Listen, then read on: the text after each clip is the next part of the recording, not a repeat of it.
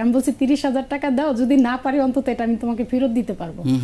শুরুতেই আমি রহিমা আক্তার স্বপ্নাকে দিয়ে শুরু করতে চাই। রহিমা, আপনি যদি একটু আপনার জীবনের পেছনের গল্পটা একটু বলেন এবং সেইখান থেকে এসে উদ্যোক্তা হওয়ার গল্পটা কেমন ছিল, সেইখানে নিজের বলার মতো একটা গল্প প্ল্যাটফর্ম আপনাকে আসলে কতটা সাহায্য করেছে।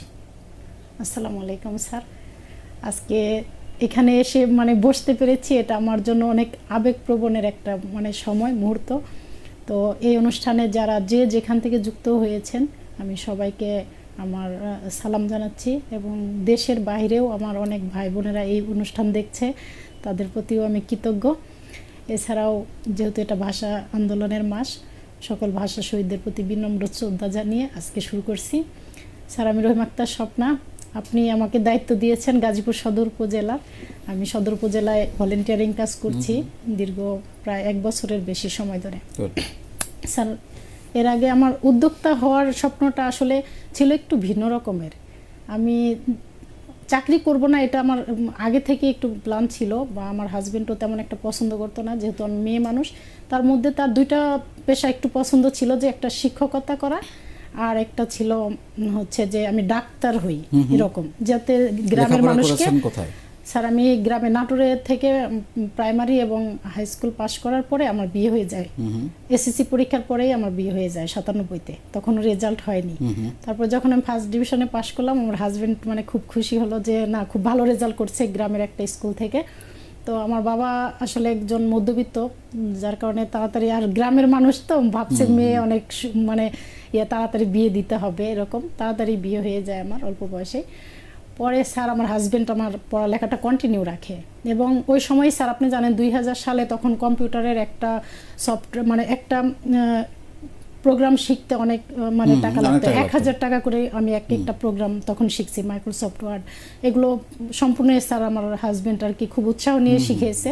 তার ইচ্ছা যে তার অবর্তমানে যাতে আমি সংসারের হালটা ধরতে পারি, এবং সে আমাকে প্রচুর সহযোগিতা করছে, যার কারণে আবার ইন্টারমিডিয়েট ভর্তি হলাম। জি স্যার, জি স্যার, আমার আমি ওনার প্রতি এতটাই কৃতজ্ঞ যে আমাকে সে প্রচুর হেল্প করে এখন পর্যন্ত। তবে স্যার, আজকে দুঃখের বিষয়, সালাম দিবেন। জি স্যার, আজকে একটা দুঃখের বিষয় যে সে একটা প্রাইভেট কোম্পানিতে জব করে। খুব আসার ইচ্ছা ছিল আপনার সাথে দেখা করার জন্য, কিন্তু আসতে পারেনি। দেখা হবে হচ্ছে ছুটি। সো লেখাপড়া এরপরে কতদূর পর্যন্ত চালিয়েছেন? স্যার, এরপরে হচ্ছে ডিগ্রি আমি বিএসএস নিই, নেওয়ার পরে আর হচ্ছে এসসিসি এবং এইচএসসি আমার বিজ্ঞান বিভাগ থেকে ছিল। পরে প্যারামেডিক্যাল কোর্স করি আমি Uttara institute of medical technology থেকে। তো আমার হাজবেন্ডের ইচ্ছা ছিল, কেন কি ইচ্ছা ছিল? আমার হাজবেন্ডের ইচ্ছা ছিল যে গ্রামে একটা ফার্মেসি দিয়ে যাতে গরিব মানুষকে বিনা পয়সা, উনি বলছে অনেক মানুষই আছে যে হয়তো ওষুধ কিনে খেতে পারে কিন্তু একটা প্রেসক্রিপশন তারা করতে পারে না টাকার জন্য। তো তুমি হচ্ছে এটা করবা, আমি একটা চেম্বার করে দিব, ওখানে তুমি বিনা মূল্যে প্রেসক্রিপশনটা করে দিবা। তো স্যার, এটাই তার ইচ্ছা ছিল। কিন্তু স্যার আমার প্র্যাকটিক্যাল ইয়াটা খুব কম ছিল, ভয় পেতাম। যেমন অনেক সময় ক্লাসে যখন আপনি শেষ করেছেন? জি স্যার, 1 বছর কোর্সটা কমপ্লিট করার পরে আমার লিখিত পরীক্ষার রেজাল্ট স্যার খুবই ভালো ছিল, 3.94 ছিল আউট অফ 4।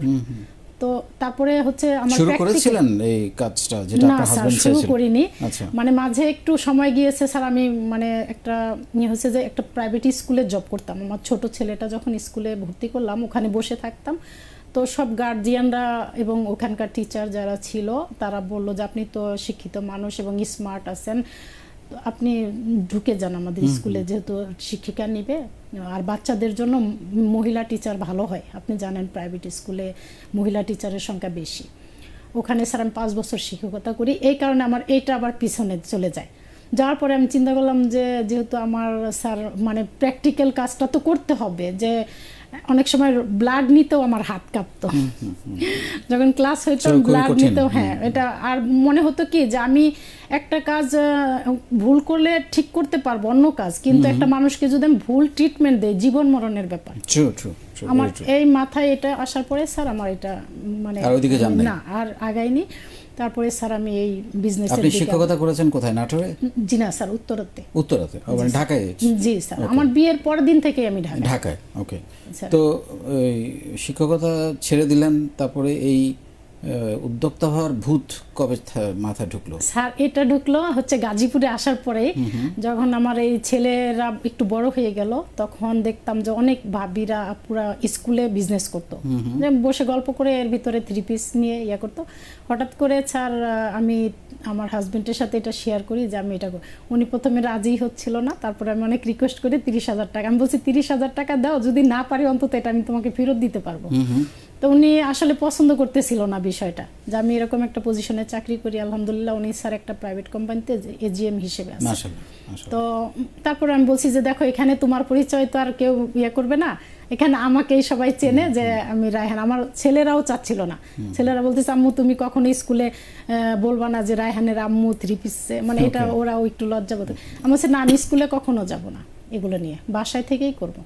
পরে বাসায় স্যার আমি 30,000 টাকার যেদিন প্রোডাক্ট নিয়ে আসলাম তার কয়েকদিনের মধ্যেই স্যার করোনার বাংলাদেশে ধরেন নভেম্বরে প্রোডাক্ট নিয়ে আসলাম, জানুয়ারির 19 তারিখে বা 20 তারিখে তো লকডাউনের ইয়ে হলো, মার্চে। হ্যাঁ, মানে অন্যান্য দেশে তো স্যার 19 এরকম। হ্যাঁ, তারপরে স্যার আমার ব্যবসাটা একদম বন্ধ। তখন আমাকে আমাদের সৌদি আরবের একটা ভাইয়া ছিল আমার এলাকার নাটোরের, ও বলল যে আপু অনলাইনে এরকম আমি একটা গ্রুপের সাথে যুক্ত আছি, হাসান মাহমুদুর নাম, ছোট ভাই আমার, তো আপনি এই গ্রুপটায় যুক্ত হন। আর আমি স্যার আপনার হচ্ছে, ও যখন আমাকে ইনভাইট দিল জয়েন করার পরে আমি একটা আপুর, আমার নাম মনে নাই তখন, আমি নতুন, ওনার একটা ভিডিও দেখি যে 5,000 টাকা দিয়ে উনি শুরু করছিল। তারপরে এটা আমাকে স্যার অনেক অনুপ্রাণিত করে যে তাহলে আমি হয়তো এখানে একটু সেল পোস্ট দিলে, তখন 10ম ব্যাচ চলছে আর কি, 9ম ব্যাচ চলছিল। তারপরে আমি 10ম ব্যাচে রেজিস্ট্রেশন করি ওর সহযোগিতা নিয়েই। 10ম ব্যাচে রেজিস্ট্রেশন করার পরে স্যার হচ্ছে সেল পোস্ট তো তখন দেওয়া ওইভাবে ইয়ে ছিল না, তারপরে আস্তে আস্তে আমার পেজের থেকে বা ইয়ে থেকে দিতাম। দেওয়ার পরে হঠাৎ করে একদিন আমার, তখন স্যার আমার আবার খিমার যুক্ত করলাম, খিমারটা খুব চলতো। আর আমাদের জুলেখা খাতুন সুমা আপু দেখতাম খিমার নিয়ে খুব ভালো বিজনেস করতো, তখন আমি কিছু খিমার কালেকশন করলাম। করার পরে এই খিমারের যখন সেল পোস্ট দিছি, আমাদের গাজীপুরের শ্রদ্ধেয় বড় ভাই মাহমুদ ভাই, যিনি কুয়েত কান্ট্রি অ্যাম্বাসেডার, উনি আমার থেকে স্যার 2টা খিমার অর্ডার করে। ওকে স্যার আমার স্বপ্নটা একদম 0 থেকে সেদিন মানে একদম 100% মানে ইয়ে হয় যে আমি এত তাড়াতাড়ি 2টা খিমারের অর্ডার পেলাম। তখন আমার হাতে স্যার আমার প্রোডাক্ট এসে পৌঁছায়নি, আমি আমাদের গ্রুপের থেকেই বেশি কেনাকাটা করি, তো গ্রুপেরই আরেক ভাইয়ের থেকে আমি খিমার নেই, অনেক বেড়ে গেল। স্যার আমার প্রোডাক্ট হাতে আসার আগে আমি ওখান থেকেই মাহমুদ ভাইয়ের বাসায় হোম ডেলিভারি পাঠাই 2টা খিমার। ওকে, এইখান থেকেই স্যার আমার অনলাইন বিজনেস। কিন্তু আমি যখন আমার বাসায় 3 পিস উঠাই তখনও আমার মাথায় অনলাইনে যে বিজনেস করবে এই কথাটা কখনো মাথায় আসেনি। খিমার এবং আপনি আরো আর কি প্রোডাক্ট বিক্রি করেন? স্যার আমার প্রতিষ্ঠানের নাম দি বেস্ট কালেকশন। এখানে স্যার মেয়েদের সব ধরনের আর কি পোশাক আইটেম নিয়ে কাজ করি, মানে এভরিথিং পোশাকের ইয়াতে, আর সাথে কসমেটিক আইটেমটাও আছে, এগুলা নিয়ে আর কি। আচ্ছা, তো কিভাবে আপনি সেলটা বাড়ালেন, মানে মূলধনটা এত করতে পারলেন মাত্র 2 বছর বয়সে উদ্যোক্তা জীবনের? সেইটা আমরা একটু শুনতে চাই, যাতে করে এখানে যারা আছেন যাদের চিন্তা যে আমার কাছে টাকা নেই, মানে দুজনেই তো বললেন 30,000 টাকা দিয়ে শুরু করেছেন, তো অল্প টাকা দিয়ে সেল শুরু করেও যে অনেক টাকা মূলধন বা অনেক টাকা সেল করা যায়, সেটার প্রমাণ তো আপনারা দুজনেই, একটু বলেন আপনি। স্যার আসলে অল্প টাকা দিয়ে শুরু করা হচ্ছে, এক হলো আমি যেহেতু বিজনেসটা বুঝি না, তো আপনিও বলেন যে আগে শুরু করেন ছোট করে, এটা একটা। আর আমাদের যে গাজীপুরের জেলার সম্মানিত কোর ভলেন্টিয়ার জায়েদ ভাইয়ের সাথে যখন আমার বিজনেস নিয়ে কথা বলি, তখন উনি আসলে স্যার গাজীপুর টিমের প্রতি আমি অনেক কৃতজ্ঞ যে তারা আমাকে যে এত হেল্প করেছে, মানে সরাসরি আপনার হচ্ছে তখন জায়েদ ভাই, জাহাঙ্গীর খান ভাইয়া, এদের সাথে যে ইউসুফ আহমেদ তন্ময় ভাইয়া বা আমার যারা গাজীপুরের নেতৃত্ব দিচ্ছে তাদের সাথে যখন আমি আলাপ করি, তারা আমাকে আসলে বড় বোনের মতো সবাই আমাকে শ্রদ্ধা করে। তো জায়েদ ভাইও বললো কি আপু ছোট করে শুরু করেন, যাতে লস হলেও ছোট হয়, যেহেতু শুরুতেই যদি বড় ধরনের ধাক্কা খান আর দেশের পরিস্থিতি ভালো না, তাহলে আপনার ছোট একটা ধাক্কা খালে সামলাইতে পারবেন। তো এটা থেকে স্যার আমি আবার ওখানে একটা করোনা যখন একটু কমে আসলো, তখন আমি ওখানে আউটলেট একটা শোরুম নিলাম মহল্লার ভিতরে, যে আপাতত একটু, আর আমাদের যেহেতু অনলাইন বিজনেসের উপর অনেকের আস্থাটা কম, যে আমার যখন একটা শোরুম থাকবে, যখন আমি শোরুমে বসে লাইভ করব বা শোরুমে বসে, তখন মানুষ বিশ্বাস পাবে যে না ওনার। আর আমাদের গ্রুপের তো সবাই আমাকে চেনেই আলহামদুলিল্লাহ, দেশের বাহিরেও স্যার আমার অনেক। এটা কি একটা বড় কারণ যে আপনার সেল বেশি হওয়ার, আপনাকে সবাই চেনে? জি স্যার, অবশ্যই আমার হচ্ছে আমি যখন দেশের বাইরে কোনো ভাইয়া আমাকে রেফার করে বা অর্ডার করে, যেমন দেশের বাইরে থেকে কিন্তু আমি মানে নাম বলতে গেলে অনেক বলতে হবে, অনেক সময় লাগবে, তারপরেও কিছু ভাইয়ারা আছে যারা যখন আমাকে খিমারের জন্য মেনশন দেয় কোনো পোস্টে, তখন আমি বুঝি যে আমি নিজেকে কতটা মানে পরিচিত করতে পেরেছি, কতটা হচ্ছে গতকালকেও একটা ভাইয়া খিমার কিনতে চাই পোস্ট দিয়েছে, সেখানে দেখছি মাহমুদ ভাইয়া লিখছে যে আপুর খিমারগুলি অনেক ভালো, আমার ওয়াইফ এবং আমার স্ত্রী পছন্দ মানে আমার মা পছন্দ করছে। তো আমার এই জিনিসগুলো এবং অন্য অন্য আরো ভাইয়া আপুরা আছে বাহিরে বা দেশের তার ভিতরে মানে যখন mention আমাদের করে, ফাউন্ডেশনের ছেলেমেয়েরাই আমাদের জি উদ্যোক্তাদেরকে স্যার, আমার যখন সেলে অনেক হেল্প করছে। জি স্যার, আমার যখন মেনশন দেয়া তো এটা একটা শোরুমটা উদ্বোধন করি স্যার, এটার বলে লিড সেল বলে জি এটাকে। স্যার, এটা লিড মানে আমার যখন শোরুমটা শুরু করি সেই দিনই আমার প্রথম কাস্টমার হচ্ছে আমাদের ইউসুফ আহমেদ তন্ময় ভাইয়া।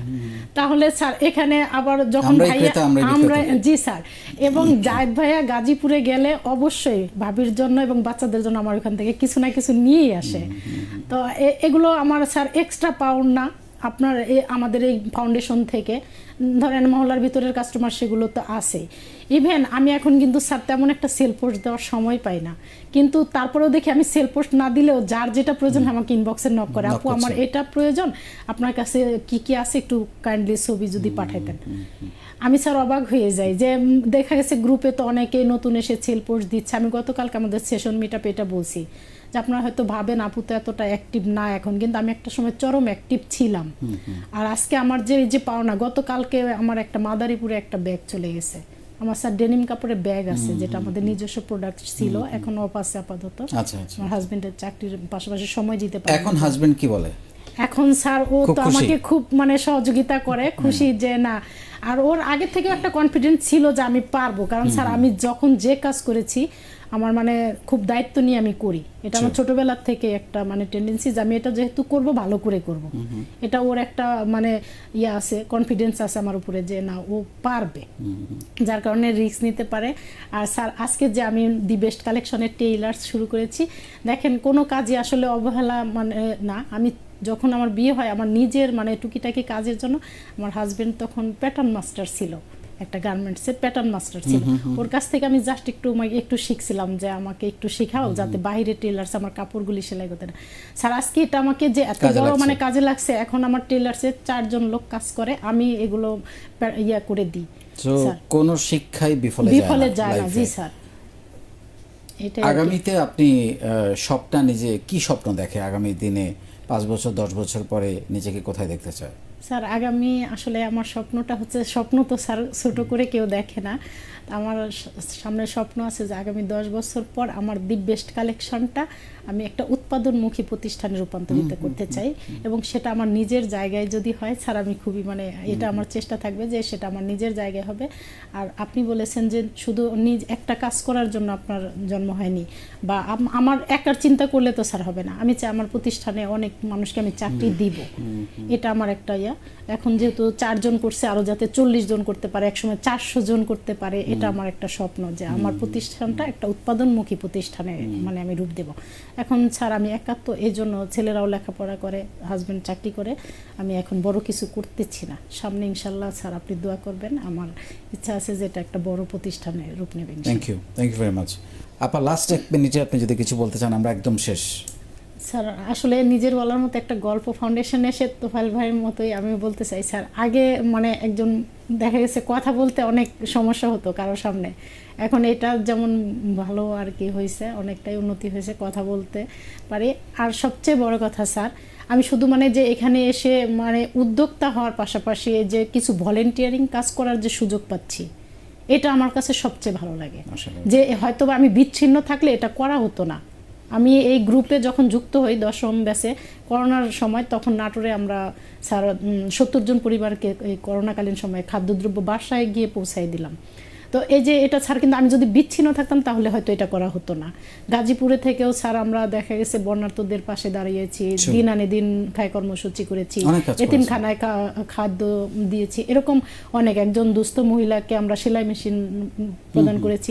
তো স্যার এই যে এইগুলোর আমি অংশীদার, এটা কিন্তু স্যার দেখা গেছে আমার ক্ষুদ্র ইয়ার থেকে হতো না, এটা স্যার আমার অনেক বড় একটা পাওয়া, যে আমার এটা ছোটবেলার থেকে আমি স্যার, আমি যখন এসএসসি পরীক্ষা দিয়েছি তখন থেকে স্যার আমি ব্লাড ডোনেট করতাম, তো এটা কিন্তু এই গ্রুপে এসে আবার পেয়েছি, খুব ভালো লাগে যে আমার নানাকে যখন আমি রক্ত দিলাম তখন আমাদের এলাকায় অনেক মানুষ, নানার গোষ্ঠী বিরাট একটা বংশ ছিল, কিন্তু কেউ সাহস করে দেয়নি।